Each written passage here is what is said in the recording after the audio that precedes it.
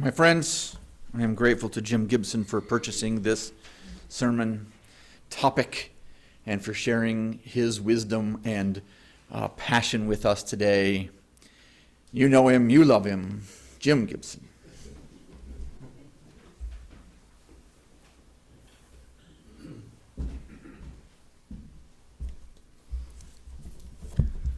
Hello, everybody.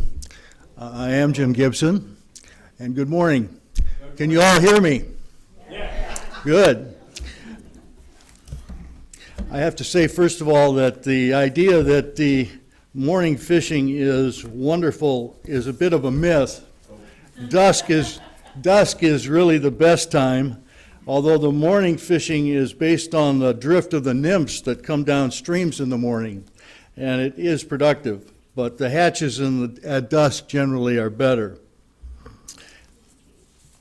I want to apologize, first of all, because I am a retired history teacher, and as a species, we tend to be didactic and long-winded. This talk was really supposed to be a year and a half ago. I do not particularly care for Zoom, so I asked Chip to hold it off. And as a consequence, over the last year and a half, I kept adding stuff to what I was going to say. And last Sunday, I sat down to rough this out, and I cut about a third of it out, but it's probably still a little long. Oddly, joining this church brought me into fly fishing. When Glenda and I joined the church in 1984 with my son, who was at that time age 5, Bill Black, an avid and expert fly fisherman, was on the grounds committee with me. He left soon after for Iowa. He was a biology professor, which is probably a good match for a fly fisherman. And I'm sure he now is fishing the driftless area in northeastern Iowa and southwest Wisconsin. He gave me a book written by his father. The book was published in 1976. It is Fly Fishing in the Rockies. His father is a doctor. He really was part of what got me a start in fly fishing and got me interested in it. I have been into fishing all my life. I grew up walking distance from the Detroit River. And I would often walk across the Belle Isle Bridge. Those of you that know Detroit know there's an island park in the middle of the Detroit River. I used to walk around that, 7 miles around that, and fish all around the Canadian side and the Michigan side. I see we have another Detroiter in the front row.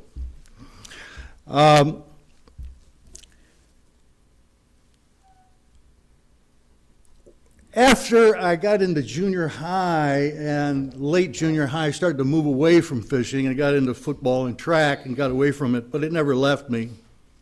By the way, that island park is the most visited state park in the state of Michigan now. Chris and Fern Hamlin joined the church about the same time Glenn and I did. Chris is a casual fly fisherman, but on a fishing trip up to my cabin, he further introduced me into fly fishing. And that is about when I began to turn the corner. So I thank you to Bill and Chris. It's been a journey that I've been on ever since. Part of the appeal of fly fishing is one can never learn it all. Indeed, a less appreciated benefit of angling is the impact it has on human well-being.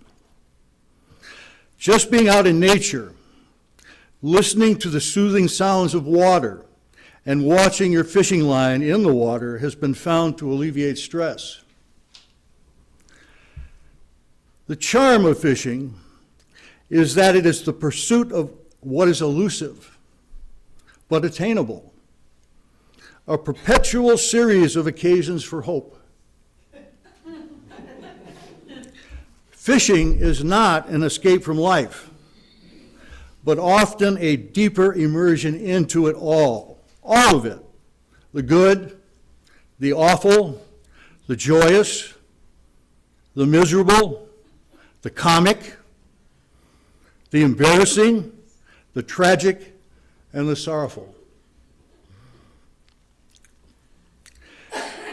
With apologies to Edna St. Vincent Millay, this is for Florence.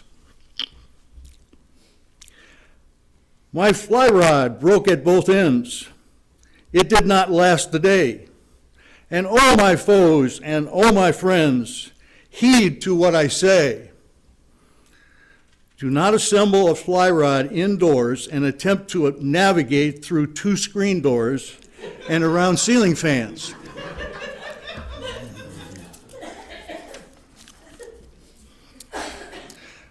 Fly anglers come on a spectrum between the casual to the obsessed. I suppose I'm somewhere in the middle. Fly anglers go through a progression as they learn to fly fish and then get deeper into the sport. I am certainly not the first to note this progression. Level 1, we want to catch fish. Level 2, we want to catch lots of fish. Level 3, we want to catch big fish. This can be an expensive phase because it can lead to places like Alaska, Argentina, New Zealand, and Chile. Level 4, we want to catch difficult fish.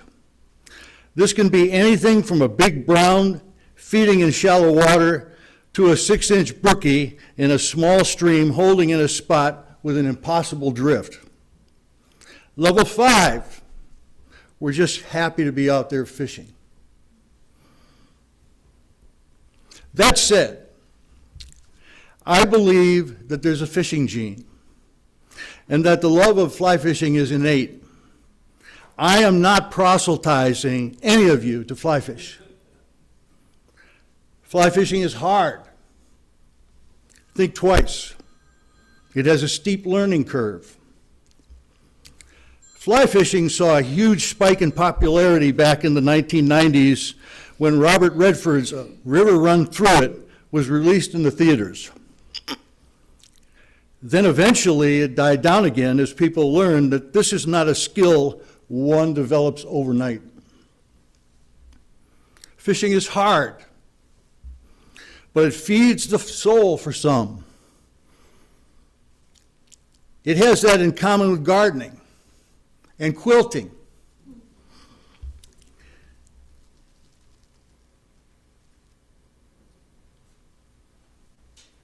If it isn't in your heart and soul, if the essential passion isn't there, don't bother. There are 3 reasons why I asked for this sermon. First, the spirituality in fly fishing, both in the pursuit of the natural world and the immersion in the natural world, has struck me for a long time. For me, it is only on rivers. On lakes, unless they're underdeveloped, is about as spiritual as bowling.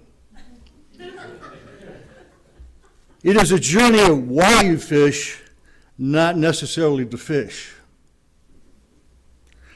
Fishing can be a metaphor for religion, for all of us are fishing for something.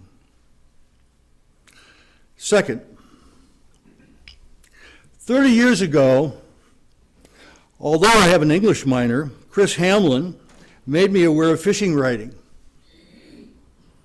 This has led to the pursuit of a fly fishing library and fly fishing's literary history. Fishing is a very old historical practice. Its literary genre began not long after the Bible. Isaac Walton's Complete Angler in 1653, a pastoral discourse on the joys and stratagems of fishing, has been one of the most frequently reprinted books in all of English literature.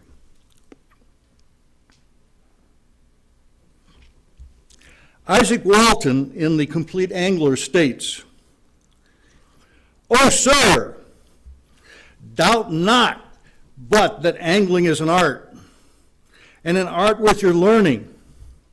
The question is rather whether you're capable of learning it. For angling, somewhat like poetry, men are born so.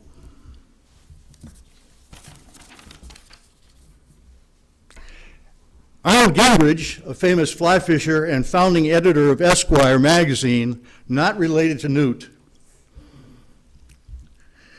was quoted as saying, "The best fishing is in print." My fishing library has not yet caught up with my history and political economy library, but it's getting there. Third, fly fishers are our environmental allies, not to lose because of petty complaints. The opportunity cost is large and huge. Do not piss away your friends. First of all, it's called fishing, not killing and catching. Remember, only nature can make trout streams. Only humans can destroy them. Enjoy what you can while you can. Do what you can to take care of the waters and land and air that you inhabit, and enjoy for next year, and for those who come after you, and encourage them to do likewise. Trout Unlimited, Fly Fishers International promote stream and water habitat restoration as a main part of their mission, and they pursue a worthy cause. I belonged to both for almost 20 years. The St. Joe River Valley fly fishers locally, the Little Elkhart Trout Unlimited, and the Kalamazoo Trout Unlimited are affiliated with those, and they do the same.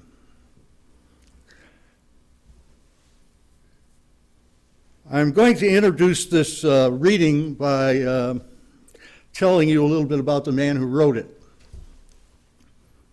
Should have some water here. We do? Well, we'll go on. I don't want to pour the water like Donald Trump.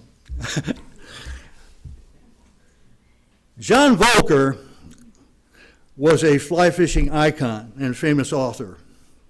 To avid readers of the 1950s bestsellers and to classic film buffs, he is also known as Robert Traver, the author of Anatomy of Murder, a famous auto-present director. I am getting dry here. He wrote Trout Madness, Trout Magic, but John Volker is also a retired Michigan State Supreme Court Justice. After he made all the money from his writing and the movie, he bagged the law. He returned to his beloved Upper Peninsula and spent the rest of his life fishing for brook trout and writing. He is the man who Charles Kuralt befriended during his CBS On the Road segment, which many of you may remember if you're old enough. In the end, Kuralt said that Volker was the closest thing to a great man that he'd ever met. No small compliment for somebody like Charles Kuralt. Kuralt said, "I've often been exhausted on trout streams, uncomfortable, wet, cold, briar scarred, sunburned, mosquito bitten, but never, with a fly rod in my hand, have I been unhappy." First, no. I got it right here. I'm cool.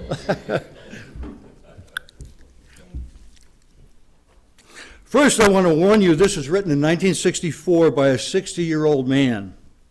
So if you see a sexist tone, that's why. By the way, 25% or more of fly fishers today are women, and it's growing.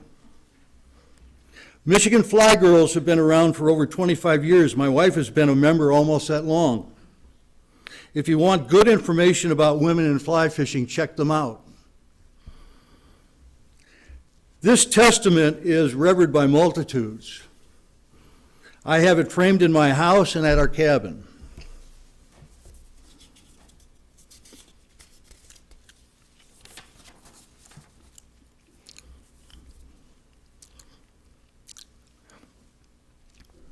By the way, Robert Traver, who wrote this, was actually John Volker, used the name Robert Traver because he was writing after World War II, and he had the feeling that his German ancestry would generate bias. John Volker was born in 1903, Judge Volker, I should say, and died in 1993. I fish because I love to, because the inlands where trout are found, which are invariably beautiful. I hate the environments where crowds of people are found, which are invariably ugly. Because of all the television commercials, cocktail parties, and assorted social posturing, I thus escape.